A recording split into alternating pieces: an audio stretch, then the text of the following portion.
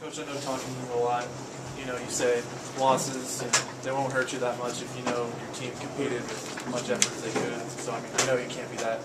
They competed, it seemed like, with everything they had tonight. Yeah, no question we did the second half. That's my team, that I can identify with. I was really proud of them for fighting, but honestly, the first half we did, that was the big thing we talked about at halftime was we didn't have the intensity, we didn't have the effort.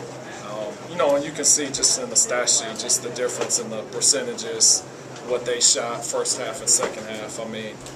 If we play with that type of intensity and energy that we did in the second half, we'll get this thing turned around and we can get it rolling. But, again, that's something that's got to be who we are. It can't be who we are when we're down 15. It's got to be who we are when the ball's thrown up. So there's no moral victories. We're through with those in the Southland Conference. You don't have moral victories. You either win or you lose. Okay, Coach. I know you said that intensity picked up after in the second half. Did you make any specific adjustments at halftime? Not really. I just told them I can't draw up a magic 15-point play. I can't do it for them.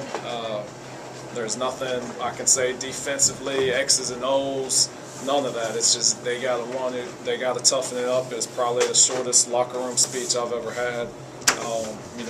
They went out. They did play much harder the second half, and again, we had an opportunity to win the game, which, we've had a lot of those. Hopefully we can turn the tide and start winning some of these close ones. Talk about the inbounds play, the last play, inbounds play on Brandon's shot. Can you talk about the execution of that play and just what was going on there on the court?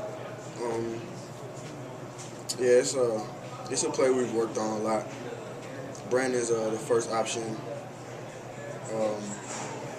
Marcus clearing out to the weak side is an option. I'm like the second option coming off if weak side cutting to the ball. So we've worked on it. I think I guess Gent saw Brandon open.